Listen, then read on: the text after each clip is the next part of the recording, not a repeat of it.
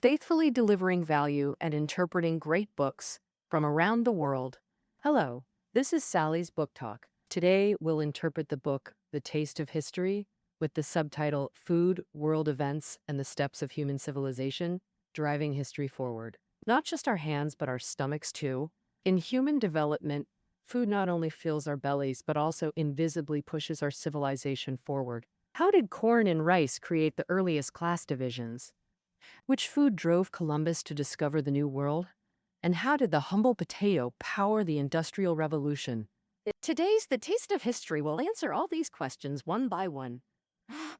The author, Tom Standage, is an editor at the British magazine The Economist and writes for renowned publications like the New York Times and The Guardian. He likes to start from small details overlooked by orthodox historians, carving a unique path. In interpreting history, the hidden history, which we at Sally's Book Talk covered, is his work. In that book, Standage used beverages to weave together historical threads. In this, The Taste of History, his focus shifts from drinking to eating, guiding us to savor a delicious human story.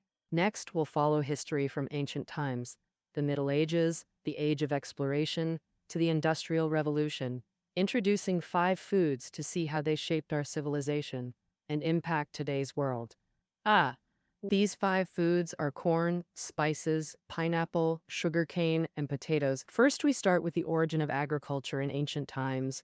Modern humans appeared around 150,000 years ago, all living by hunting and gathering until agriculture emerged about 11,000 years ago. And now, our ancestors selected and domesticated plants, creating new species that became the earliest crops. They're not only symbols of humans transforming nature, but also sparked class societies. The most typical example is corn, whose ancestor is a wild grass from Mexico called teosinte. To clarify pronunciation, the first character is like in shudonan, the second like in shumi. Teosinte, compared to today's corn, has 2 major differences. First, its grains are encased in a hard shell, like ordinary seeds, allowing them to pass through animals' digestive tracts for propagation, making them inconvenient to eat. Occasionally, some teosint plants undergo genetic mutations, causing the grains to be exposed and lose their protective husks, making them unable to survive. But for humans searching for food, these grains could be eaten without peeling, which was much more convenient. Thus, people only collected these mutant plants with exposed grains and preserved their genes through sowing. And today we see that smooth, transparent film on corn kernels, which is the degenerated husk. The second difference between teosinte and today's corn is the ear. Teosinte ears are much smaller than today's corn cobs, which allows for greater reproductive space. Because when the ear matures and falls to the ground, if it's smaller, fewer grains are scattered, giving each grain more space to grow and sprout. Whereas if a large ear falls to the ground, the many grains clustered together compete for soil nutrients, resulting in none being able to grow. However, humans prefer to collect large ears, and to preserve such ears, they must plant the grains separately. Only humans can do this work. So corn ears grew larger, and corn became a plant that depends on humans to survive. Therefore, the large size and lack of husk in corn cobs are entirely human-made. Not just corn, but most of our crops today aren't natural. They've been genetically selected and domesticated by humans. For example, the wild ancestors of wheat and rice both had a brittle ear trait. That is, when the grains mature, the ear becomes fragile and brittle, scattering the grains as seeds. This way, humans couldn't harvest the grains. Occasionally, mutant plants appear where the grains don't shatter even when mature. These plants can't reproduce on their own, but they greatly help humans. Thus, today's wheat and rice have heavy ears that can only be harvested by humans. It was through this ancient genetic engineering that humans obtained enough food and built civilization. Some say Europe is a wheat civilization, Asia a rice civilization, and Latin America a corn civilization. This claim is confirmed in many myths, such as in Mexican Mayan culture, where gods tried to create humans from mud and wood but failed. Finally, the gods used yellow and white corn for human flesh and corn dough for limbs, thus giving life to humans. In Indonesia and Malaysia, a custom still persists today. Rice mother, meaning farmers call rice their mother and observe various taboos, like not undressing in rice fields or using foul language there. This reflects laborers' worship of rice. Crops also brought major changes to human society, most importantly, enabling the birth of social classes. Simply put, classes are groups with different social statuses, a phenomenon that emerged only after entering agricultural society. Because class formation requires two prerequisites: surplus production and the establishment of private ownership. In earlier hunter-gatherer societies, hunting relied heavily on teamwork, demanding equality and food sharing to prevent starvation. Since food had to be shared, people didn't hoard it, let alone accumulate personal property. The Khoisan people in Africa are a surviving hunter-gatherer group. Anthropologists found that this tribe not only enforces meat sharing, but also suppresses individual achievements. If someone hunts a large animal, tribespeople collecting the meat perform dissatisfaction, complaining, "Did you make us travel so far just for these bones?" The hunter must play along, agreeing without showing resentment. This forced humility ensures strict egalitarianism, preventing anyone from feeling superior. Moreover, hunting requires constant migration, carrying all possessions when moving, limiting tangible wealth accumulation. But when people settled into agricultural society, everything changed. Farming provided more stable food sources than hunting, allowing expansion of farmland for surplus. Settled life also facilitated storing surplus grain, enabling and motivating personal wealth accumulation. When someone stockpiled enough grain to feed others, some could stop farming and engage in weaving, crafts, construction, etc., exchanging labor for others' grain. At this point, grain became wealth. The more grain a person accumulated, the more people depended on and followed them, gradually forming a ruling class dominance. Controlling most of the circulating grain and goods, we could say food not only nourished humans, but also fed power, wealth, and poverty, domination, and subjugation. This social stratification was an inevitable consequence of agricultural civilization. Moving beyond the long, ancient era, we enter Europe's Middle Ages, where a star emerged in the culinary world. A dazzling star with an air of Eastern mystery. Spices. It was this small seasoning that kicked off the age of exploration. Many spices originally grew only in Asia, not Europe. When Europeans first tasted food seasoned with ginger, cinnamon, fennel, and other spices, it was indescribably delicious. They called spices fragments of heaven fallen to earth. An ancient Roman writer even claimed the mythical phoenix built its nest with spices. At that time, spices were more precious than gold. Pepper was so valuable, it was sold by the grain. During weighing, people held their breath in sealed rooms to prevent precious pepper from blowing away. Some places even accepted pepper for rent and tax payments. Since the 2nd century BC, spices became top trade goods on the East-West Silk Road due to their high value, lightweight, easy preservation, and transport convenience. Moreover, some spices only grew in distant places like India and Indonesia, and this distance amplified their scarcity and value. And, for example, in the 1st century AD, Indian cassia leaves from a local cinnamon plant cost about 83 silver coins per pound in Rome, equivalent to a typical Roman's half-year salary. In 1453, the Islamic Ottoman Empire captured Constantinople, capital of the Eastern Roman Empire. As the hub connecting Asian-European trade, this meant a vital Silk Road node fell under Ottoman control. Europeans panicked. With the Silk Road severed, pepper prices in England skyrocketed eightfold. To continue obtaining spices, silk, and porcelain from the East, they needed to bypass the Ottoman Empire by finding new sea routes. Thus began the Age of Exploration, where Columbus, backed by Spanish royalty, sailed west seeking India but reached the New World. America. This journey was all about reaching the spices of the East. America had no spices, of course, and Europeans didn't even know what wild spices looked like. Yet Columbus insisted he'd found spices, even bringing back branches to Spain claiming they were cinnamon. People were skeptical because these so-called cinnamon branches barely had any scent. Subsequent voyages yielded nothing, but Columbus refused to admit defeat. He brought back something he claimed was even better. Chili peppers. He told the Spanish royalty this was pepper. Similar usage, but hotter than real pepper. But chilies lacked spices' mystique. They were too common, sprouting easily when planted. Europeans felt anything so easily obtained couldn't be valuable. After his third voyage, Columbus lost royal trust and was even shackled in chains. He sailed once more but died without ever finding eastern spices. When Columbus's westward route failed, others tried eastward, like Vasco da Gama, funded by Portugal. This time Europeans finally reached India and found spices. Eastern trade traditionally emphasized mutual benefit.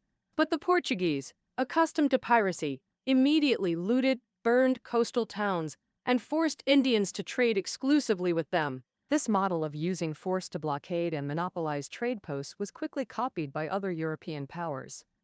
For example, Indonesia's Maluku Islands, renowned as the Spice Islands, suffered successive ravaging by Portugal, Spain, England, and the Netherlands. To monopolize trade, the Dutch East India Company grew cloves only on select islands, uprooting ancient groves elsewhere, massacring clove farmers, and burning villages. In permitted areas, Dutch forced farmers to grow only cloves, not food, then sold them overpriced grain while buying cloves cheaply. Beyond cloves, the Dutch and British fought viciously over Run Island, rich in nutmeg. To monopolize spice trade there, the Dutch ceded a colony to Britain, today's Manhattan, New York. Thus, spices launched the age of exploration. From the late 15th to early 16th century, this era saw European powers establish global trading posts in colonies. Next up is this tropical fruit from the colonies of the New World. In the 17th century, it once symbolized a nation's power. It's the pineapple. First, a little story. In 1765, a painter created a unique portrait of King Charles II of England. The king stands in a beautiful garden, with a man kneeling on one knee, presenting an extraordinary gift to the king. A pineapple. This pineapple held two layers of meaning. First, it symbolized power. In England, the pineapple was called the king's fruit, not just because its leafy crown resembled a royal crown, but also because pineapples were extremely rare. They had to be imported from the West Indies and most rotted during the long voyage, making them precious. More importantly, it symbolized Britain's power and status in maritime trade. Once, at a banquet for the French ambassador, King Charles II specifically placed a pineapple right in the center of the dessert. At the time, England and France were at war over the West Indies. Charles II wanted to show his French guests that Britain was determined to win. He even personally cut the pineapple and distributed it to the guests. Seemingly humble hospitality, but in reality, it was a display of power. Only the king had the privilege to cut the pineapple. The pineapple in the painting had a second layer of meaning. This was the first pineapple grown natively in England. This meant that in the 17th century, Britain had mastered greenhouse cultivation technology, equivalent to mastering the core science of botany. At that time, European nations were competing to study plants from Asia and America, driven by the history of spice trade. Controlling the supply and trade of precious ingredients meant holding immense wealth. For example, after monopolizing the clove trade, the Dutch sold it in Europe at 17 times the price. Who knew which plants would become the next favorites on European tables? Thus, science began to advance alongside colonialism and commerce. A nation's ability to grow cash crops outside their native lands became a measure of national strength. As European explorers, colonists, botanists, and merchants constantly sought new plants, crops underwent a great migration between the eastern and western hemispheres. Since Columbus discovered the New World, wheat, rice, and bananas moved from the eastern hemisphere to the western, while corn, tomatoes, and sweet potatoes went from the western to the eastern. We could say this was humanity's reshaping of the natural environment. Accompanying this process was the transatlantic exchange, transplantation, and spread of species, races, economies, and cultures. This great hemispheric exchange, starting with Columbus, is academically termed the Columbian Exchange. The Columbian Exchange profoundly impacted the entire world. Some ecologists consider the Columbian Exchange the most significant event since the dinosaur extinction, invisibly shaping our modern world. For example, as mentioned earlier, chilies brought from America to Europe by Columbus soon spread to Asia, becoming vital to Asian cuisine. Though it brought Europe no wealth, it enabled the rise of Sichuan cuisine in China. Similarly, sweet potatoes, also introduced from America to Asia, could grow in arid highlands, expanding farmland, feeding the poor, and causing population explosions. But besides enriching tables, the Columbian Exchange brought disasters like smallpox, influenza, cholera, and tuberculosis, diseases previously unknown in the Americas. Sobering demographic fact. North America's indigenous population decreased by 95% within 1 or 2 centuries. Next, 2 foods that witnessed this exchange while laying foundations for the Industrial Revolution. One is sugarcane, traveling west to the Americas. The other is potatoes, journeying east from America to Europe. First, sugarcane. Sweet, yet arguably history's most sinful food. Originating on Pacific Islands, Arabs introduced it to Europe, where honey users quickly became sugar addicts. But harvesting sugarcane was brutal labor, and Europe lacked sufficient workers. In 1493, during Columbus's second voyage to America, he brought sugarcane to the New World.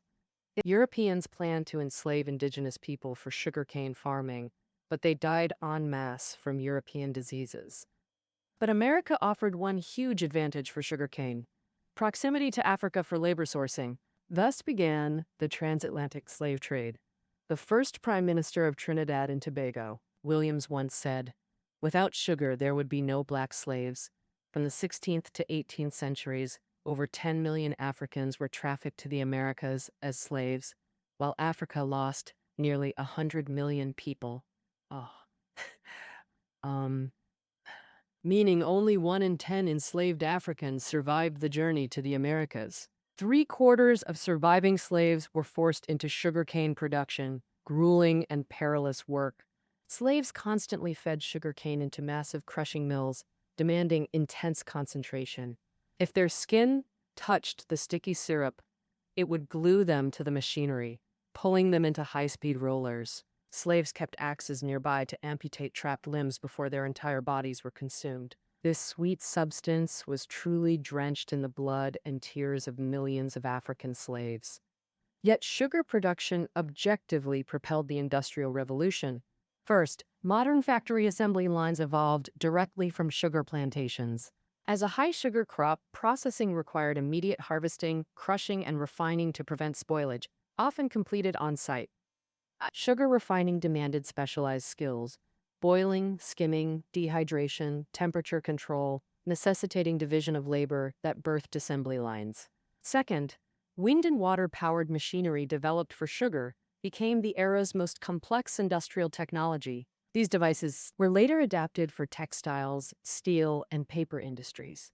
Finally, sugar generated immense wealth and forced labor for early capitalist accumulation. The sugar trade witnessed early globalization through the Europe-Africa-America triangular trade. This system, selling African slaves to the Americas, shipping American sugar to Europe, then trading rum to Africa, formed history's first transoceanic economy, with Britain dominating. By the late 18th century, triangular trade comprised 60% of British exports, yielding over 50% profits. This trade boom also led to a new baby boom in Britain, laying the labor foundation for the later Industrial Revolution. If sugarcane accumulated capital and labor for the Industrial Revolution, then another food, potatoes, freed up enough land for it. Potatoes originated in South America. Europeans didn't encounter them until the 1530s, but their first impression wasn't great. Their ugly and rustic appearance made people keep their distance. Compared to the sunny, golden wheat, Potatoes were like the embodiment of darkness and the underworld. Some herbalists believed a plant's appearance alone could indicate whether it caused or cured certain diseases. Potatoes looked like the rough hands of leprosy patients, so eating them was thought to cause leprosy. Italians even believed that writing an enemy's name on paper and nailing it into a potato would kill them. So when potatoes arrived in Europe, they were fed directly to pigs. However, a series of famines in the 18th century forced Europeans to abandon their prejudice. Compared to wheat, potatoes yielded 2 to 4 times more calories, matured in 3 to 4 months versus 10 for grains, and with constant wars in Europe, other crops were easily destroyed. But potatoes could hide safely underground and be harvested after armies left. Prussia's Frederick the Great promoted them. Catherine the Great of Russia, as well as Bohemia and Hungary, all promoted potato farming. To reassure the public about eating potatoes during famine, French King Louis XVI served several potato dishes at his birthday banquet. Later, Marie Antoinette even wore potato flowers in her hair, and with royal support, delicious potatoes finally became popular across Europe. However, potatoes' impact on the world went far beyond just solving hunger. They also created conditions for the Industrial Revolution, leading to the complex relationship between the English and Irish over potatoes. In the mid-1800th century, the Industrial Revolution began in central England. To focus land and labor on industry, England shifted most food production to Ireland and other colonies, exchanging domestic industrial goods, especially textiles, for overseas food. At the time, although Ireland was part of Britain, the English treated it as an agricultural colony. Irish farmers grew England's grain on fertile land while surviving on potatoes grown in their poor soil. Nutrient-rich, easy-to-grow potatoes sustained millions of impoverished Irish. The author notes that the English could eat bread precisely because the Irish were eating potatoes. By the early 1840s, 1/6 of England's grain came from Ireland. By restructuring its economy, Britain became the world's first industrialized nation, transitioning from agriculture to manufacturing. But what about Ireland? While potatoes fed the Irish, they also brought catastrophe. In 1845, blight destroyed Ireland's entire potato crop. Over-reliant on potatoes, 1 million Irish starved or died of disease, while another million fled abroad, reducing Ireland's population by nearly a quarter. Facing this unprecedented famine, the British government remained indifferent, even demanding Ireland continue exporting grain to England, ignoring Irish lives. This made the Irish realize the vital importance of sovereignty. They launched a revolution against British rule, establishing today's Republic of Ireland. It's no exaggeration to say this nation's fate hung on a humble potato. Through corn, spices, pineapple, sugarcane, and potatoes, we've tasted human civilization's history. Today, humanity has moved beyond the agrarian age, yet food continues shaping our historical trajectory. For example, during 2007 to 2008, extreme weather, ecological damage, and trade barriers spiked global grain prices. Wheat soared 130%, destabilizing over 30 nations. Moreover, humanity's constant interference with nature threatens future food diversity. About 75% of crop varieties vanished in the 20th century. Of 7,100 apple varieties once grown in the U.S., 6,800 are extinct, with more disappearing daily, eroding nature's genetic food bank. To address this, humanity built a seed vault on Norway's Svalbard archipelago, located just over 1,000 kilometers from the North Pole in a mountain permafrost zone. It can withstand nuclear war, asteroid impacts, climate shifts, and sea level rise. Dubbed Earth's safest Noah's Ark. Billions of seeds are stored here, with wheat lasting 1,700 years and sorghum surviving 20,000 years.